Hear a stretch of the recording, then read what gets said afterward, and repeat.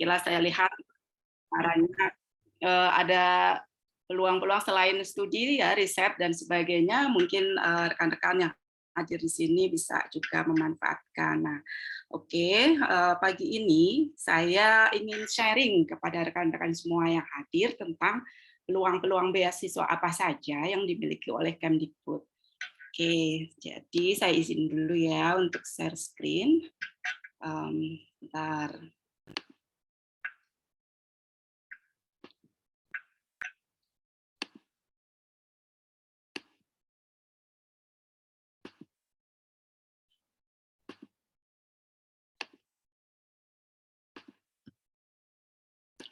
Oke, teman-teman semua sudah bisa dilihat ya screen saya?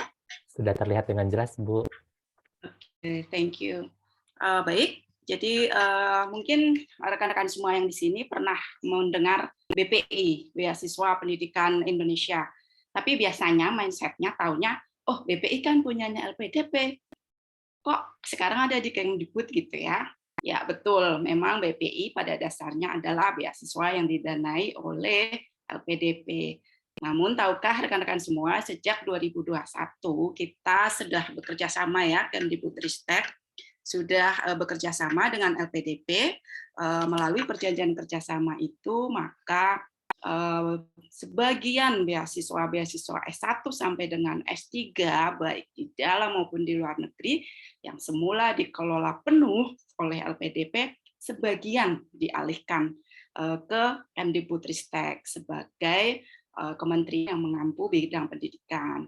Nah, tadi di tayangannya dari Nvikneso, dari Molly ada skema LPDP, skema program 5.000 dokter. Nah, 5.000 dokter itu adalah yang ada di Kementerian Agama. Nah, dari perjanjian kerjasama antara LPDP dengan Kementerian Agama ada juga tuh skema beasiswa, tapi yang dikelola oleh Kementerian Agama.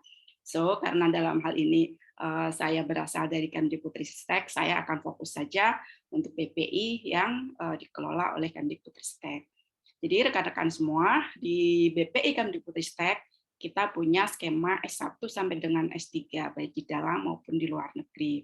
Nah, di mana unit penyelenggaranya? Jadi walaupun beasiswa BPI ini merupakan akomodasi dari berbagai macam kepentingan di unit-unit utama Kemdikbudristek, dari unit utama itu yang saya maksud adalah berbagai direktorat jenderal begitu ya. Tapi kemudian beasiswa BPI ini ada di satu pintu gitu pengelolaannya, yaitu di Puslavdik, Pusat Layanan Pembiayaan Pendidikan. Nah, saya sendiri dari Ditjen Diktiristek. Nah, Dikti yang dalam hal ini in charge untuk pendidikan tinggi di universitas atau perguruan tinggi penyelenggara pendidikan akademik, kami memberikan bahan, masukan, kebijakan dan sebagainya untuk BPI ini yang di-handle oleh Puslavdik.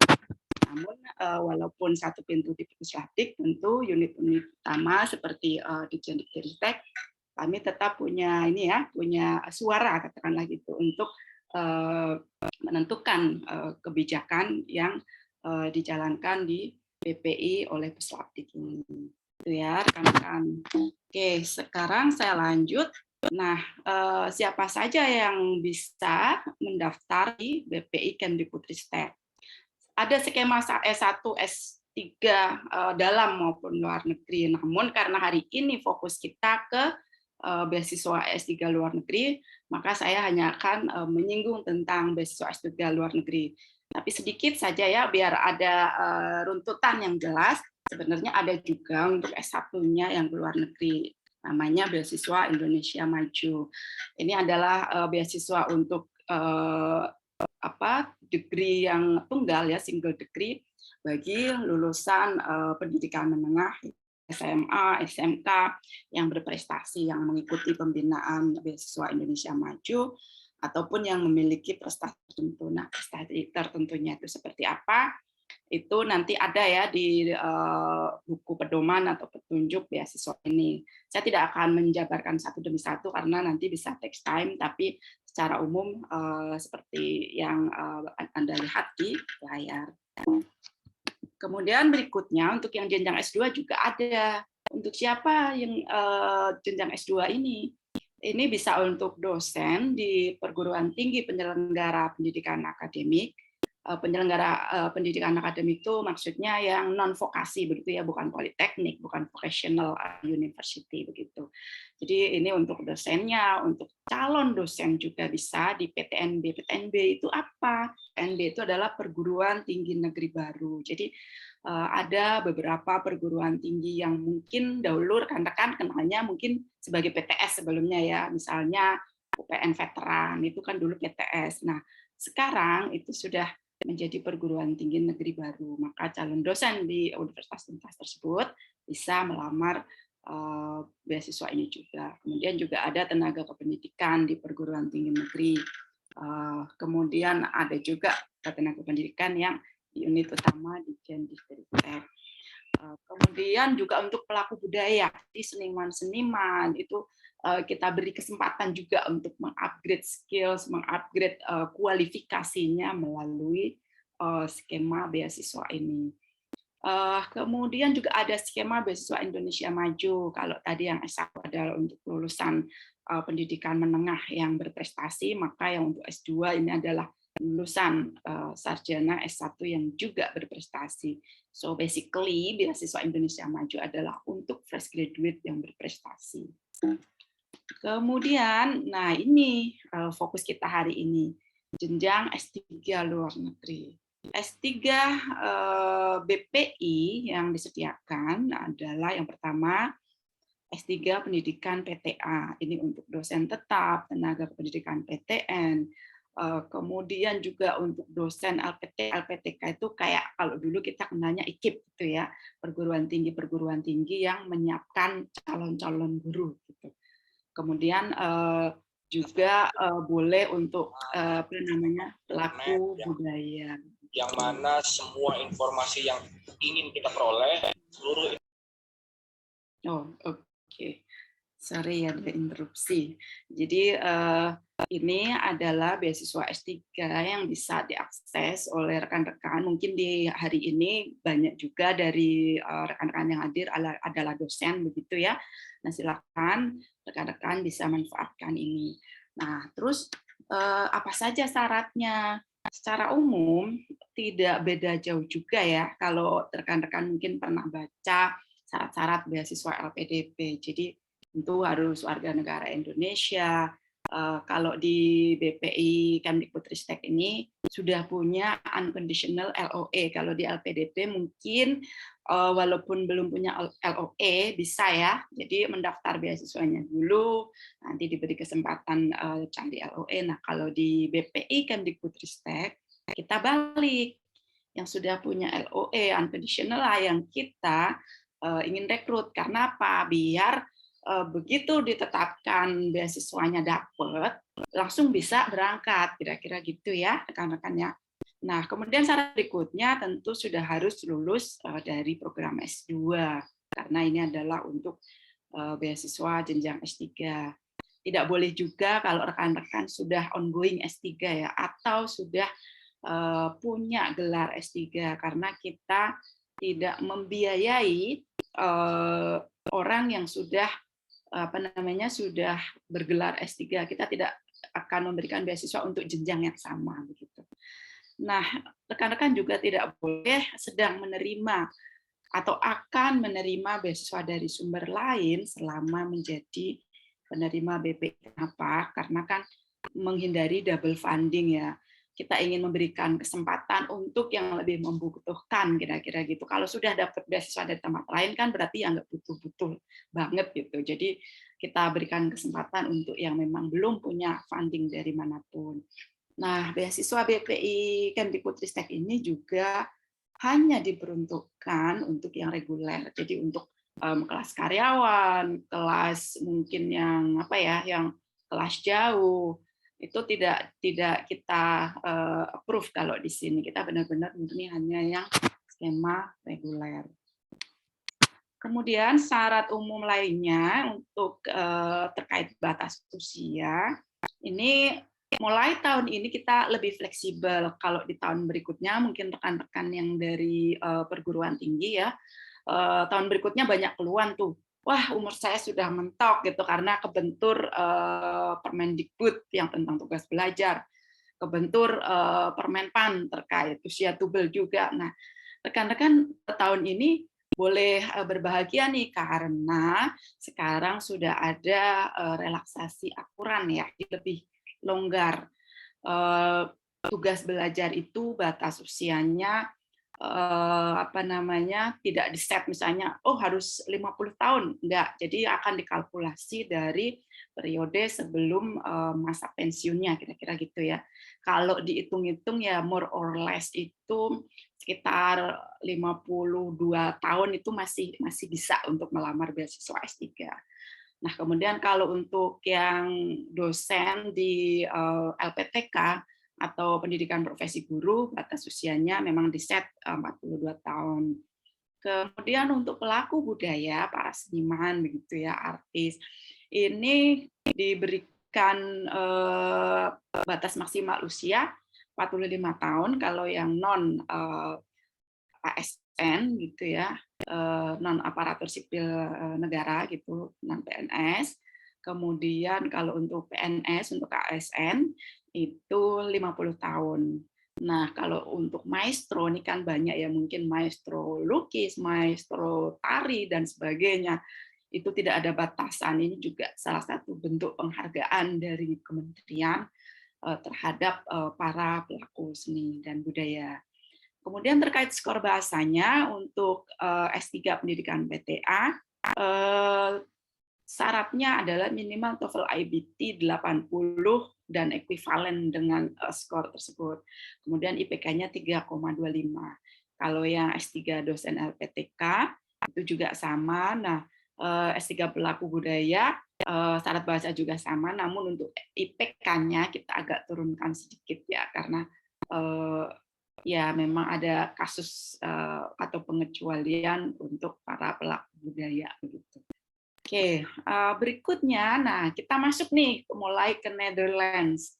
Kalau di beasiswanya LPDP mungkin kalau yang PTUD misalnya kan di LPDP ada beberapa skema. Di PTUD mungkin teman-teman agak sulit ya menemukan destinasi perguruan tinggi di Belanda. Nah, kalau beasiswa S3-nya PTA Kemdikbudristek, kita ada beberapa opsi nih seperti yang teman-teman lihat. Ada Delft University of Technology, kemudian Eindhoven University of Technology, Erasmus University Rotterdam, Leiden University, Maastricht University, Radboud, kemudian University of Amsterdam, kemudian University of Groningen, University of Twente, Utrecht, kemudian Vrije, kemudian Wageningen. Nah, ini bisa jadi opsi rekan semua. Kemudian selanjutnya untuk pelaku budaya ini ada kurang lebih sama ya dengan yang tadi di S3 PTA. Kemudian laman untuk info lebih lanjut, rekan-rekan bisa mengakses mana ya, walaupun BPI, tapi kita tidak di lamannya LPDP, kita punya laman tersendiri, namanya beasiswa.kemdikbud.go.id. Nah, untuk panduan detail masing-masing persyaratan dan juga PT tujuan, rekan-rekan bisa mengakses link di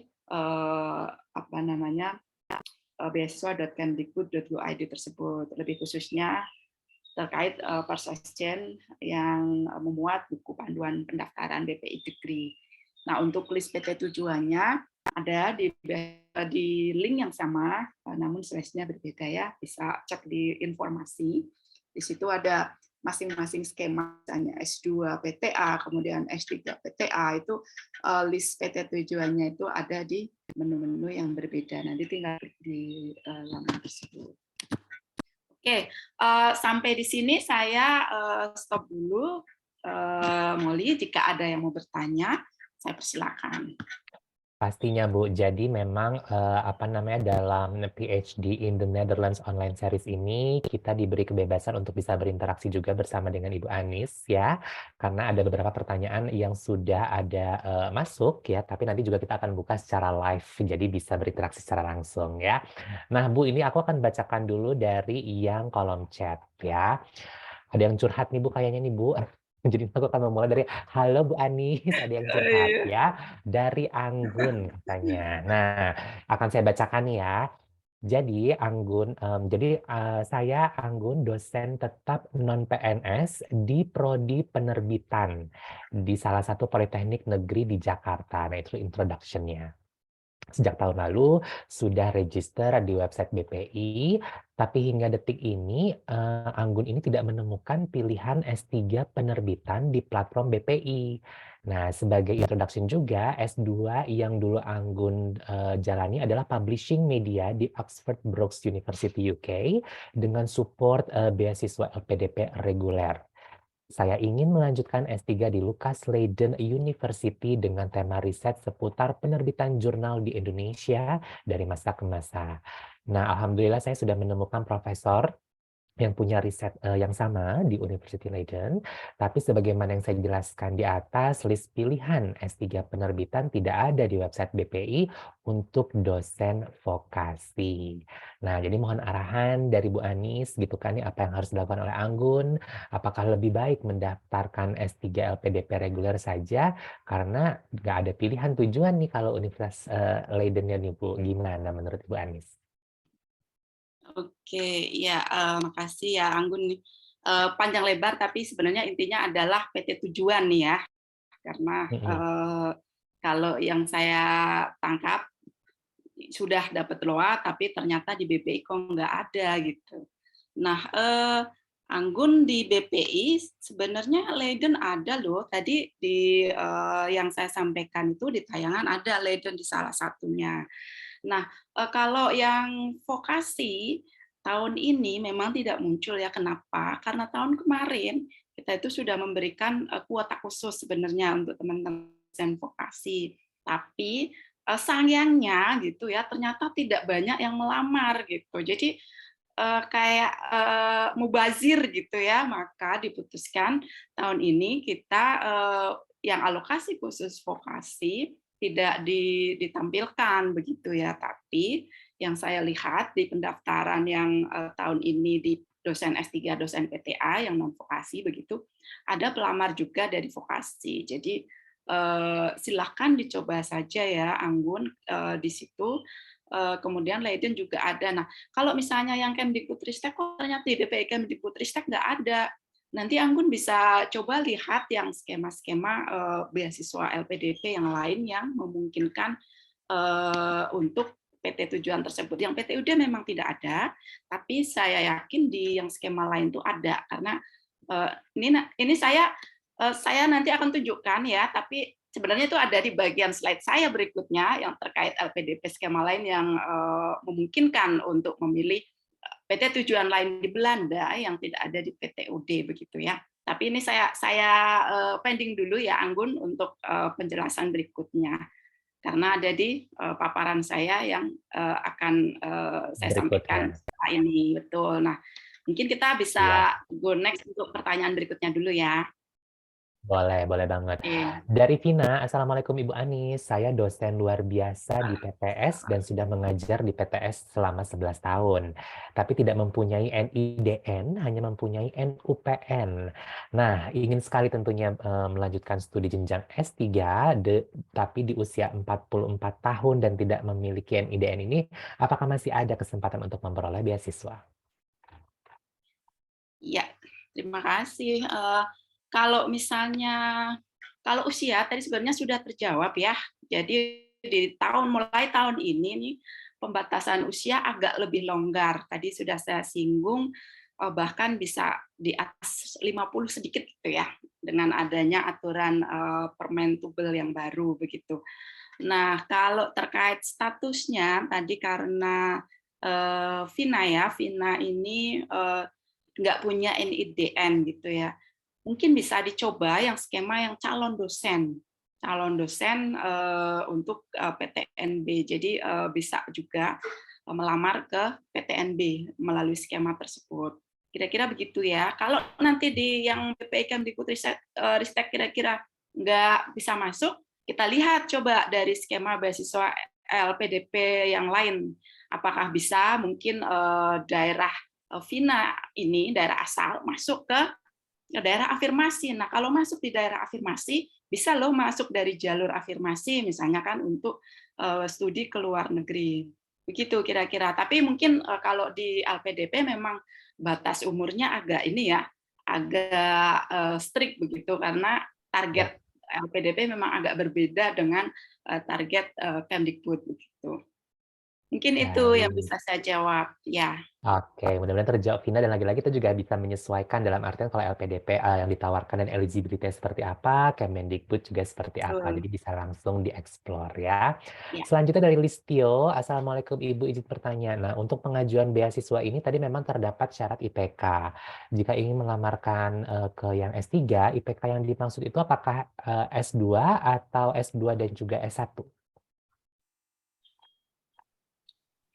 Nanti diminta dilampirkan waktu pendaftaran dari S1-nya juga diminta dilampirkan ya.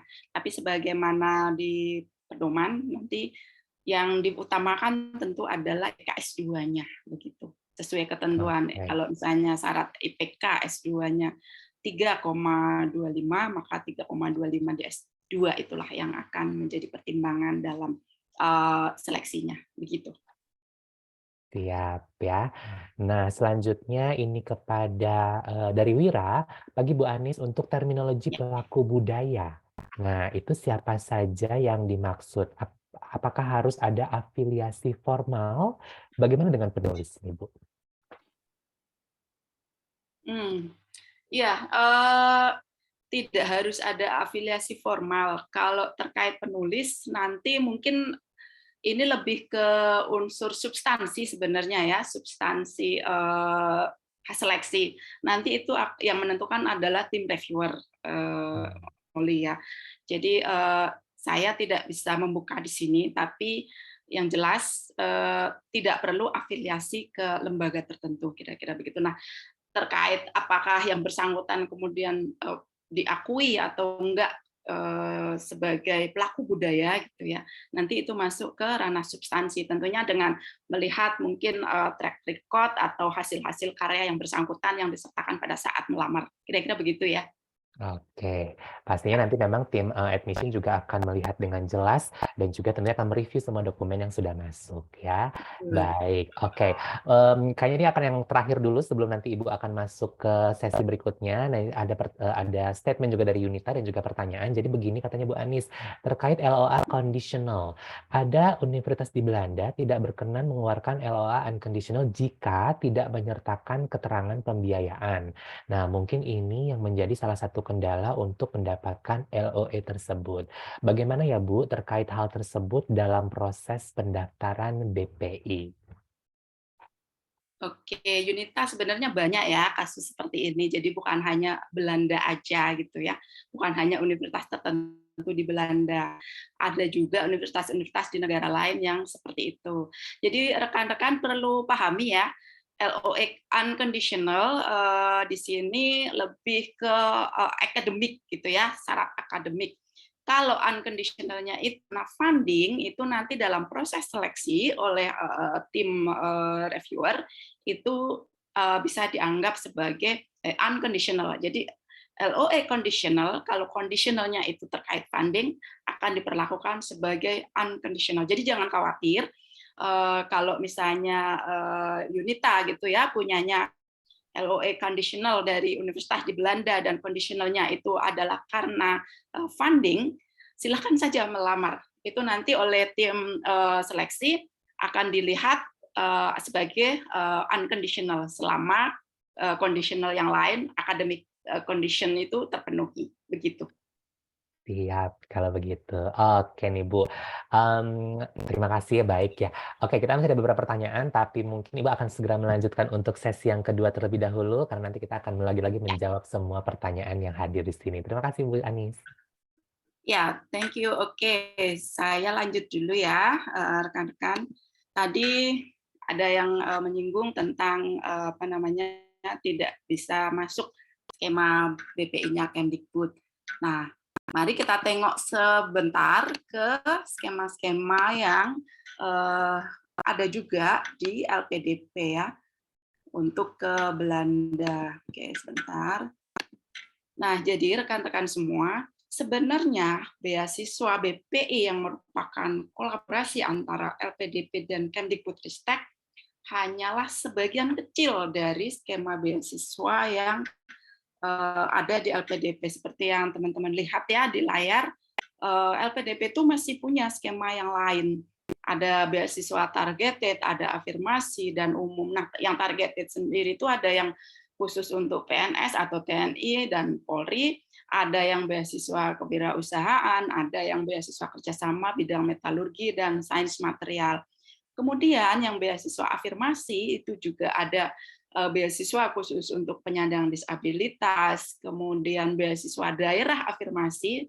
Nah, tadi sempat saya singgung ya, mungkin rekan-rekan ada yang tidak bisa masuk nih skemanya BPI Kemdikbud, tidak bisa juga masuk ke skema regulernya LPDP. Yuk kita tengok dulu apakah rekan-rekan ada di daerah-daerah yang dianggap afirmasi dan memenuhi syarat afirmasi sebagaimana ditetapkan oleh beasiswa LPDP ini.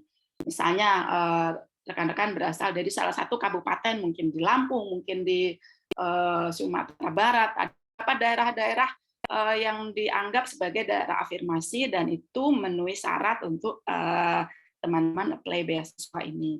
Kemudian juga mungkin teman-teman merasa saya dari orang yang mohon maaf ya ekonominya kurang, apa iya saya bisa keluar negeri? Jangan salah, di beasiswa LPDP ini ada juga yang skema beasiswa prasejahtera. Jadi teman-teman tetap bisa mencapai impian ya untuk studi S3 ke luar negeri. Kemudian juga mungkin rekan-rekan kita yang ada di pelosok di daerah Papua sana, jangan khawatir, pemerintah juga menyediakan beasiswa khusus putra-putri Papua melalui LPDP ini. Jadi ada skema-skema afirmasi yang bisa teman-teman lihat nih. Kemudian untuk yang umum nih, kalau teman-teman yang mungkin lebih pede dengan kriteria yang sudah dimiliki, silahkan cek, ada beasiswa reguler, kemudian yang ingin ke PT top dunia, ada juga beasiswa PTUD, atau mungkin bisa dilihat nanti apakah ada skema beasiswa co-funding yang juga ada untuk yang ke Belanda misalnya, silahkan dicek. Kalau setahu saya sih memang saat ini yang kerjasama dengan NESO ya, STUNET itu joint scholarship-nya masih yang S2 yang dengan LPDP, yang mudah-mudahan untuk kedepannya akan ada skema-skema baru memfasilitasi co-funding yang ke Belanda juga. Nah, oke, itu ya teman-teman. Coba kita lihat lagi. Sorry. Nah, kalau yang ini salah satu contoh aja ya. Kalau teman-teman mungkin saya banyak ini soalnya saya banyak mendapat keluhan dari teman-teman khususnya yang dosen. Wah, saya bisa masuk beasiswa LPDP. Kenapa? Karena nggak ada di list beasiswa. Saya tanya lagi list yang mana dulu gitu. Kalau yang PTUD mungkin memang susah gitu ya, nggak ketemu gitu perguruan tinggi di Belanda. Tapi kalau yang reguler banyak seperti yang bisa rekan-rekan lihat di sini ya. Misalnya dari nomor 1 sampai ke mana nih ya, ke 6 ke Groningen itu semua subjek atau semua program studi ya, semua prodi di universitas tersebut masuk dalam skema beasiswa regulernya LPDP. Nah, kemudian ke bawah lagi, ini misalnya di Breda University of Applied Science, itu memang spesifik bidang ya, sesuai keunggulan di perguruan tinggi tersebut. Misalnya nih hospitality, kemudian di desain Eindhoven itu art and desainnya karena dia memang unggulnya di situ dan seterusnya. Jadi rekan-rekan bisa melihat di sini ada opsi lain gitu dari yang PTUD tadi, kemudian mungkin dari yang BPI-nya Kemdikbud sendiri gitu. Ini itu tentu saja ya yang list beasiswa reguler. Kalau list yang afirmasi, teman-teman bisa lihat sendiri di websitenya LPDP. Demikian juga untuk yang skema targeted misalnya ya, itu juga ada. Silakan diakses di laman lpdp.kemenkeu.go.id untuk lebih spesifik ke persyaratan, kemudian PT tujuan dan lain sebagainya. Ini hari ini saya sounding saja untuk juga menginformasikan ke teman-teman bahwa bukan hanya satu skema kok di LPDP, misalnya bukan hanya PTUD aja gitu. Demikian juga di BPI Kemdikbudristek misalnya bukan hanya untuk dosen saja gitu. Ada juga peluang-peluang meskipun nggak terlalu banyak ya untuk yang non dosen. Kira-kira begitu paparan saya hari ini. Saya ingin lebih berdiskusi saja, atau mungkin kalau teman-teman ada yang ingin sharing juga ya, karena kan mungkin ada yang sudah berpengalaman mengikuti berbagai macam webinar. Oh, ternyata ada trik-trik lain misalnya ya untuk bisa studi PhD ke Belanda atau cari sponsor lain di luar pemerintah Indonesia misalnya ya. Silakan saja. Ini saya rasa ini adalah wahana untuk berbagi ya Kak Molly ya. Betul Jadi sekali memang. silakan. Jadi memang kita ini betul-betul dalam sesi ini berbagi inspirasi ya, karena kami juga ingin sekali bahwa teman-teman yang nonton kita secara live tentunya dengan mempunyai rencana untuk PhD di Belanda atau mungkin di negara manapun, tentunya dengan adanya informasi ini bisa bermanfaat dan bisa merealisasikan rencana tersebut ya. Oke, kita masih ada yang di chat box, tapi sekarang sudah ada yang raise hand terlebih dahulu. Mungkin aku akan menyapa juga ada Rizal Maulana di sini. Halo Rizal, selamat pagi. Iya, selamat pagi. Terima kasih. Mohon maaf Bu Anis. Ini saya nyambi benar yang lain juga tadi, makanya tadi off cam. Langsung saja Bu. Jadi intinya saya pribadi sudah beberapa kali nyoba vakansi akademik transfer. Pada Allah belum masuk Bu ya. Jadi ada kalau nggak yang saya ingat aja kalau nggak salah Utrecht, Groningen sama Redboud. Berbagai topiknya beda, tapi skupnya saya di Religious Studies Ibu. Jadi dulu S2-nya di FU 2017, kemudian sudah waktunya S3 lagi. Singkat saja pertanyaannya Bu, umpamanya contoh di vakansi yang dari funding kampus sana kan kami belum masuk, gitu nggih. Itu kira-kira seberapa jauh kesempatannya untuk mengulang lagi dengan proposal tersebut dengan profesor itu, tapi lewat dana ini external funding, berarti lewat LPDP atau BPI. Mohon arahan di situ Bu. Terima kasih. Oke, terima kasih Mas Rizal. Silakan Ibu. Ya, saya terus terang tadi agak kurang agak kurang paham dengan pertanyaan Pak Rizal. Tapi maksudnya karena pertamanya sudah gagal, kira-kira begitu ya Pak di universitas tersebut. Mau apply lagi, tujuannya tetap ke situ Pak. Tapi dengan skema beasiswa lain. Iya, karena ketika di vakansi kan profesornya dia buka lowong di penelitian beliau, misalnya contoh ya. Nah, saya sudah submit proposal, saya sudah ngelihat sesuai gitu, tapi beliau tidak masuk di vakansi itu. Nah, kan saya punya pikiran bagaimana kalau saya coba apply lagi ke profesor tersebut, tapi dengan external funding. Ya mungkin kalau pakai funding beliau, ya saya dilihat mungkin ya kemampuan risetnya masih kurang dan lain sebagainya gitu. Ya. Mohon arahan di situ Bu. Ya, oke Pak. Ya, memang biasanya kalau yang studi dengan beasiswa dari universitas tujuan begitu ya, dari profesor di grup riset, tentu di situ sangat kompetitif ya Pak Rizal, dan kuotanya mungkin tidak terlalu banyak. Jadi ya saya rasa opsi yang terbaik tentu mencari funding di luar dari grup riset atau dari grup dari PT yang ingin dituju Pak. Kalau misalnya Bapak mau masuk ke universitas tersebut dengan membawa funding sendiri, artinya dari donor eksternal ya, eksternal universitas tujuan, tentu peluangnya lebih tinggi gitu, karena kan bawa duit sendiri otomatis lebih welcome Pak, mereka diuntungkan dengan support dana dari luar. Kira-kira begitu Pak Rizal. Apakah menjawab Pak Rizal yang Bapak tanyakan tadi? Iya, cukup menjawab Bu, terima kasih. Mungkin satu lagi sekalian, karena ini yang kami amati juga dari teman-teman PPI, ini perkara housing, Bu. Mohon maaf kalau seandainya teman-teman di Nufik juga sudah sering sekali dengar isu ini. Mungkin ada resolusi terbaru karena Yes. housing juga jadi pertimbangan yang krusial. Terima kasih. Betul sekali. Baik, kalau yang ini bisa saya jawab. Betul sekali. Memang jadi sekarang pada Silakan saat ini tanya. house crisis memang sedang terjadi secara merata di kota-kota Belanda. Kami akui itu memang ada ya. Dan sekarang kami juga sudah melakukan memfollow up hal ini karena kami juga tidak ingin istilah kita mempromosikan studi Belanda, PhD di Belanda, tapi tiba-tiba mohon maaf terlantar di sana. Nah, yang bisa dilakukan oleh pemerintah Belanda saat ini adalah mereka memang urgensi bahwa untuk membangun beberapa akomodasi terbaru. Ada progres yang saya dapatkan juga katanya sedang ada beberapa akomodasi terbaru yang sedang dibangun ya. Jadi mudah-mudahan bagi teman-teman yang sedang mencari akomodasi juga bisa terakomodir. Dan kalau pesan dari kami adalah bagi ada teman-teman yang sekarang sedang di Indonesia, itu segera connect dengan PPI Belanda. Karena terus terang teman-teman di PPI Belanda juga ada di sana. Mereka juga langsung ada di lapangan dan mudah-mudahan tahu informasi lebih dalam mengenai siapa-siapa saja atau ada tenan-tenan mana nih yang siap istilahnya handover, akomodasi ataupun ada akomodasi yang kosong karena dengan cara itu juga bisa lebih cepat ya.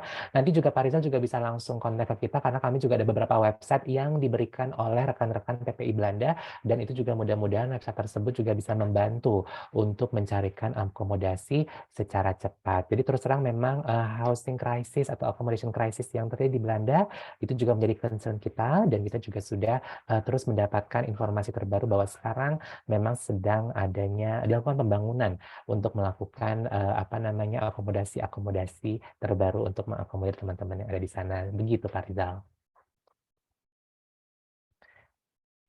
Ya baik, thank you. Terima kasih banyak. Semoga rezekinya. Terima kasih banyak Pak Rizal. Oke, kita akan lanjut dengan pertanyaan dari kolom chat dari Grace. Nah, ini Grace salah satu alumni juga.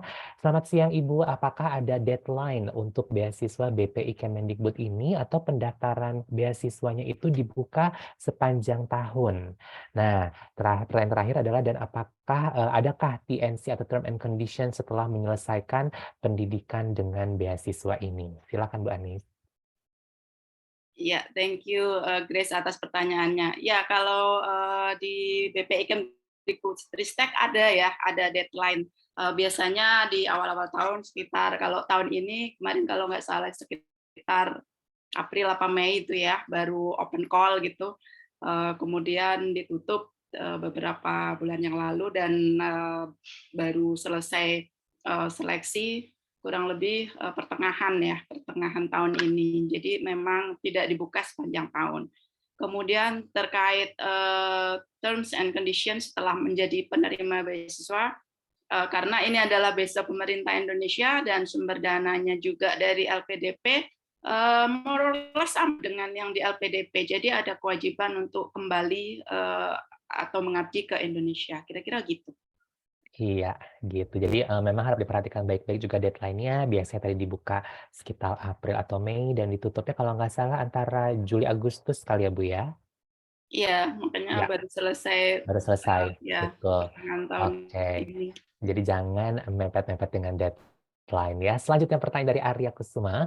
Selamat pagi Bu Anis. Sebelumnya Arya ini merupakan dari Universitas Negeri Malang.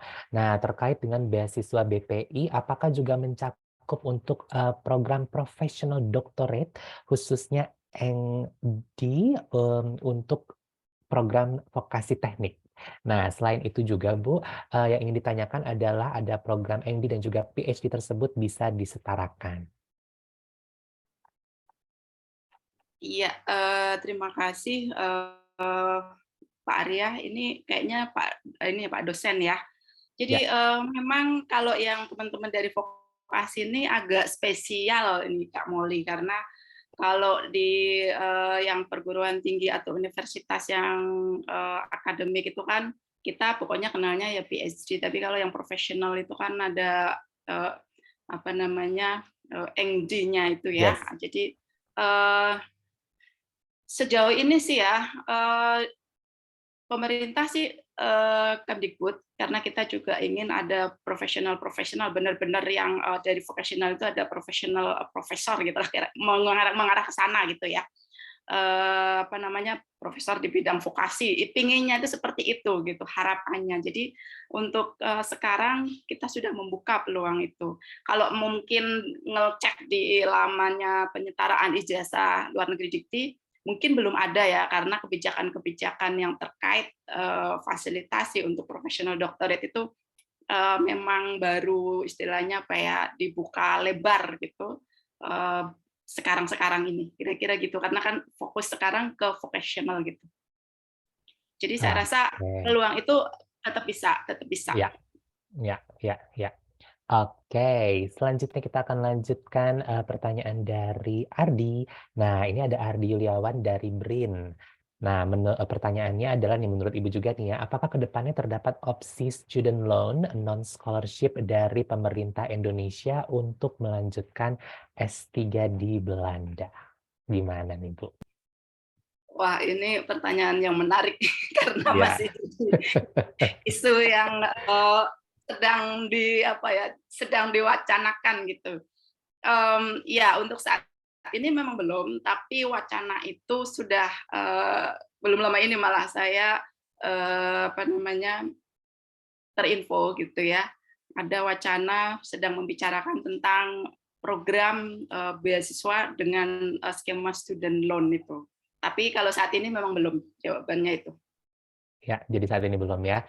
Ya, Nah, terkait juga dengan makanya saya tidak rencana, berani ya, bicara lebih spesifik. jangan Iya. mengumbar-umbar dulu.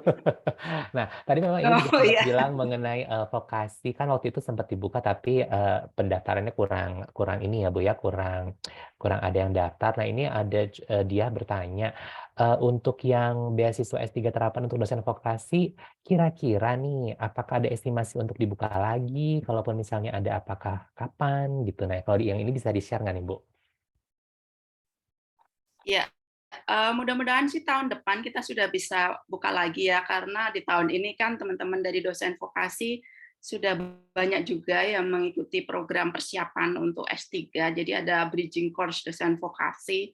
Harapannya dari para alumni itu ada yang akan menjadi potential candidate dari program vokasi regulernya, S3 vokasinya.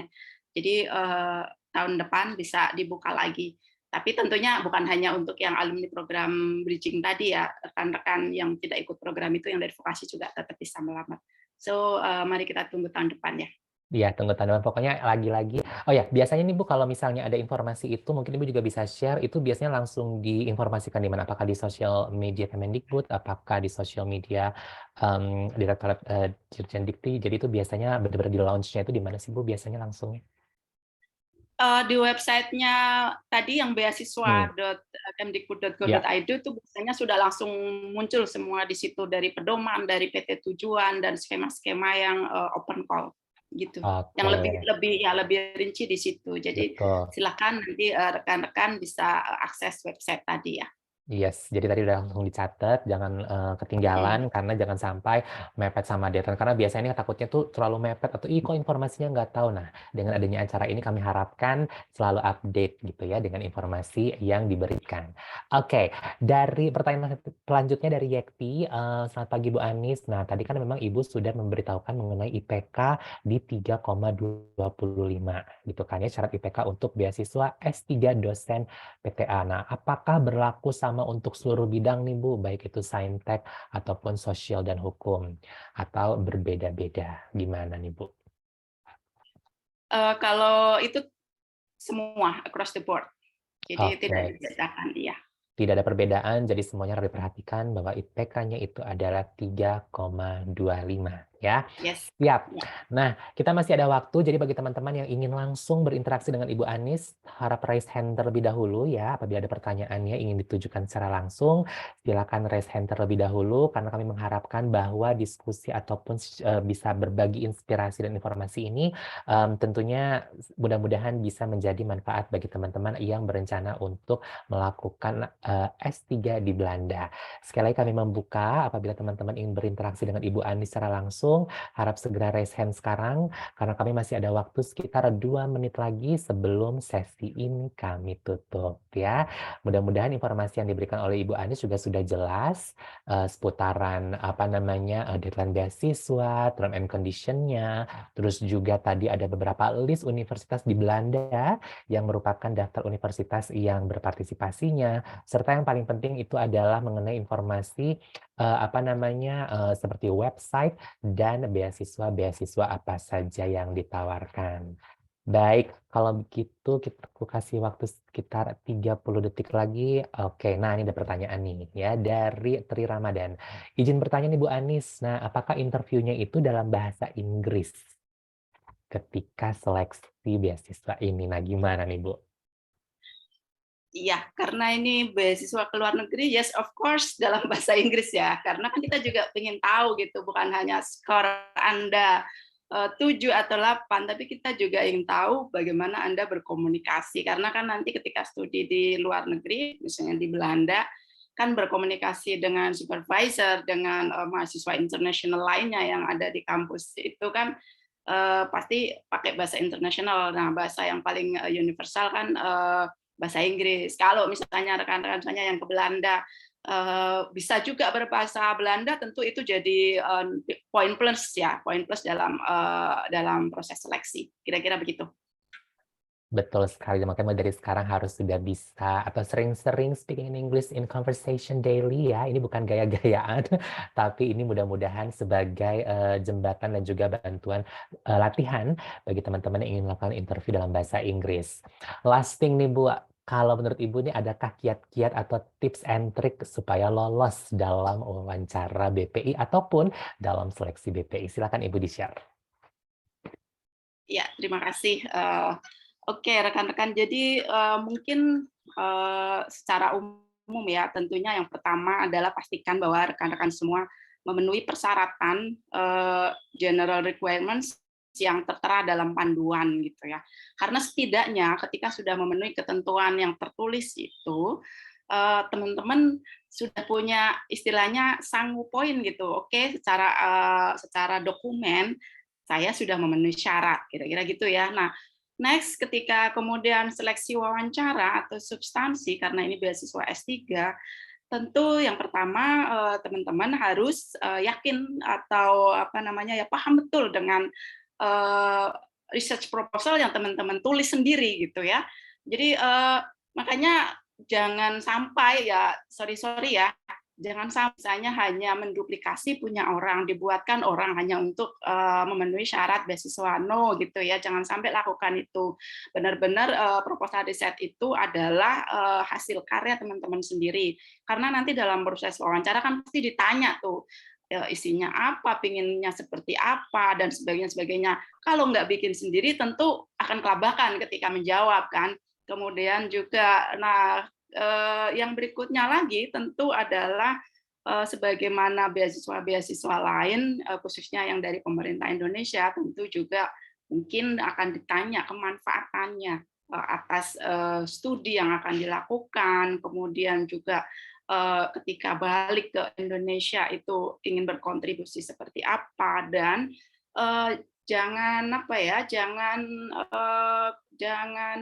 takut untuk berpendapat kalau menurut teman-teman misalnya ini adalah memang standing point dari riset yang akan teman-teman lakukan. Artinya gini, mungkin ini belum ada yang meriset di area yang itu, di topik yang itu gitu. Tapi teman-teman yakin bahwa ini ada novelty, ada kebaruan, dan ini akan berkontribusi besar bagi keilmuan atau bidang yang teman-teman tekuni. Jelaskan itu secara detail, karena itu biasanya akan menjadi poin plus ya. Novelty dalam sebuah riset adalah sangat tinggi nilainya. Kemudian tentunya kembali lagi kalau ke personality, ya teman-teman harus bisa meyakinkan ketika wawancara, meyakinkan para interviewer bahwa teman-teman tahu apa yang akan teman-teman lakukan, bagaimana kalau misalnya dalam studi itu kira-kira ada kendala. Misalnya tadi tuh Pak Rizal sudah sounding sebenarnya salah satu kendala yang mungkin akan ditemui teman-teman bahkan sebelum berangkat, aduh nyari tempat tinggal aja susah. itu akan dilihat teman-teman bagaimana teman-teman kira-kira bisa survive psychologically juga ketika menemui masalah gitu ya. Karena kadang-kadang masalah yang sepele pun kalau kita tinggal di negara yang asing itu akan menjadi masalah besar. Jarak misalnya ya dengan keluarga, kalau yang mungkin sama sekali belum pernah jauhan itu juga bisa menjadi kendala. Jadi persiapannya yang pertama tentu akademik, yang kedua psychological. Jadi kemudian yang ketiga ini lebih ke hal lain, kalau misalnya teman-teman punya prestasi tambahan gitu ya, jangan ragu untuk disampaikan. Setidaknya 3 unsur itu Molly yang ingin digali oleh apa namanya, saya yakin setiap provider beasiswa gitu untuk melihat Iya, iya. keunggulan atau kekuatan seseorang. Kira-kira begitu. Baik, terima kasih banyak sekali Ibu Anis mengenai tips and trick dan juga hal-hal yang sebelum nanti kita melakukan PhD. And speaking of proposal, betul apa kata Ibu Anis, itu harus otentik dan itu juga harus datang dari kita ya. Jadi jangan pernah yang namanya istilahnya plagiarism because it's not right. But again, apapun yang akan kita lakukan itu harus datang dari diri kita dan karena nanti kita akan buktikannya itu pada saat interview. Nah, menyambung apa tadi yang Ibu Anis bilang mengenai proposal, Molly juga ingin sekali mengingatkan karena tadi juga ada yang bertanya seputaran deadline dan juga tanggal. Jadi PhD rekrutmen, oke, tunggu sebentar, hold on one second. Aku akan share screen sekali lagi mengenai informasi mengenai PhD rekrutmen, ya sudah terlihat ya. Nah, jadi untuk informasi dari PhD rekrutmen ini teman-teman bisa langsung saja mendaftarkan diri sekarang juga ya. Jangan lupa proposalnya, proposal yang dibuat oleh teman-teman ya, itu melalui bit.ly/PhDrek 2022. Dan sudah ada list dari baik bidang maupun calon supervisor, profesor, dan juga recruitersnya sudah ada di websitenya.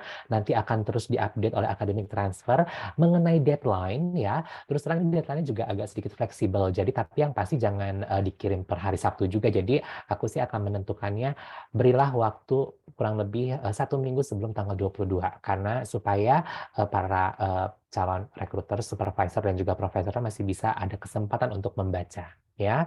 Karena biasanya kita akan memberikan undangannya itu di H-3 ya teman-teman ya. Jadi itu yang bisa kami informasikan. Sekali lagi jangan lupa untuk segera mendaftar ke PhD Recruitment 2022 melalui bit.ly/PhDrek 2022. Baik, itu saja yang bisa kita sampaikan. Sekali lagi Bu Anis, terima kasih banyak sudah bergabung di sini. We really appreciate your time during the weekend dan juga teman-teman yang masih bertahan di sini. Lagi-lagi amazing banget semangat yang kalian mulai pada pagi hari ini. Mudah-mudahan nanti bisa merealisasikan PhD di Belanda ataupun di negara manapun yang kalian ingin tuju.